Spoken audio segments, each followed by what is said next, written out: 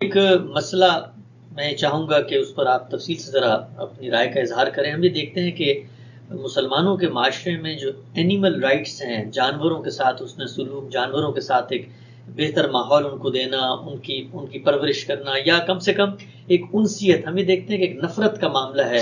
بالخصوص کتوں کے معاملے میں ہم نے دیکھا ہے کہ مسلمان جو ہیں وہ ان کو پتھر مارتے ہیں، اور قریب وہ آتے ہیں تو کہتے ہیں کہ آپ کا وضو باطل ہو گیا ہے.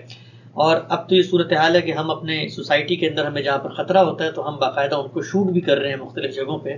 تو یہ وجہ کیا ہے کہ مسلمانوں کا اینیملز کے ساتھ، پیٹس کے ساتھ کو بہت زیادہ انسیت پیدا نہیں ہو سکی اور ایک وحشت کا رویہ سامنے آتا ہے؟ یہ آپ نے ایک دو جانوروں کے بارے میں مثال دی، بدقسمتی سے اس میں جو مذہبی نقطہ نظر قائم کیا گیا اس کی وجہ سے یہ صورت پیدا ہوئی، ورنہ میں تو دیہات میں رہا ہوں، لوگ جانوروں سے بہت محبت کرتے ہیں.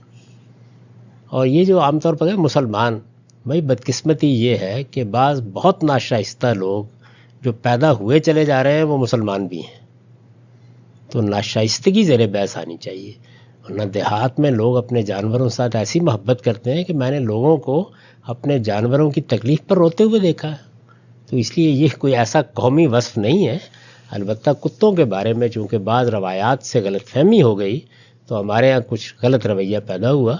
آپ لوگوں کو توجہ دلا سکتے ہیں کہ میں نے ان تمام روایات پر کام کر کے یہ بتا دیا ہے کہ ان کی نوعیت کو سمجھنے میں غلطی ہوئی ہے. تو یہ سب جانور اللہ کی مخلوقات ہیں، ان سے محبت کرنا، ان کی خدمت کرنا، ان کی تکلیف پر تکلیف محسوس کرنا، یہ ایک مسلمان کے ایمان کا تقاضا ہے. اور بہت سی روایتوں میں خود رسالت مآب صلی اللہ علیہ وسلم نے یہ فرمایا ہے کہ ہر جگر تر جس کی تم خدمت کرتے ہو، جس میں جان ہے، وہ تمہارے لیے آخرت میں اجر کا باعث بنے گا.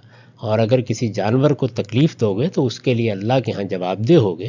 اس لیے اس کا کوئی مذہبی لحاظ سے تو سوال ہی نہیں ہے.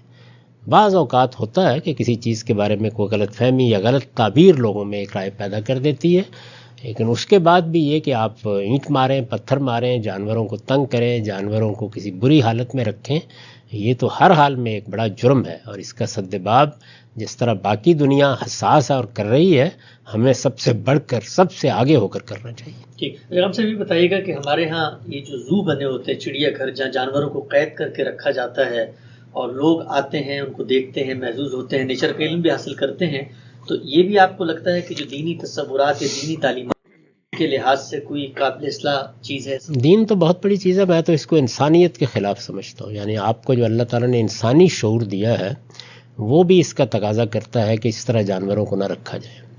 یعنی آپ کو ایسے بڑے بڑے علاقے جو ہیں وہ مخصوص کرنے چاہیے جس میں جانور فطرت کے قریب رہ سکیں، اتنی ہی پابندی ہو کہ جس میں ان کی فطرت پر کوئی زد نہ پڑے.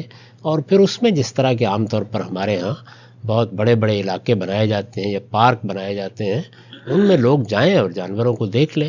یہ کہ آپ نے 10 فٹ کے پنجرے میں بند کیا ہوا ہے اور وہیں وہ مر رہا ہے، وہیں جی رہا ہے.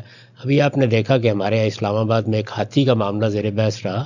تو یہ سب چیزیں جو ہیں یہ ختم ہونی چاہیے. جانوروں کے ساتھ برا سلوک، ان کی بے رحمی کا انسداد، یہ ایک مشن کے طور پر لوگوں کو اختیار کرنا چاہیے. ہمارے ہاں بھی ایسی بہت سی تنظیمیں بننی چاہیے، بہت سی سوسائٹیز بننی چاہیے کہ جو جانوروں کے معاملات کو دیکھیں، پرندوں کے معاملات کو دیکھیں، جو درختوں کے معاملات کو دیکھیں. یعنی یہ سارے جتنی اللہ کی مخلوقات ہیں، ان کی خدمت کرنا، ان کی نگہداشت کرنا، ان کی پرداخت کرنا، ان کو اچھا ماحول فراہم کرنا. اور میں تو ہمیشہ لوگوں کو نصیحت کرتا ہوں کہ کسی جانور کو آپ گھر میں رکھ رہے ہیں تو پھر اس کی ذمہ داری اسی طرح ہے جس طرح آپ کے بچے کی ذمہ داری آپ پر عائد ہوتی ہے.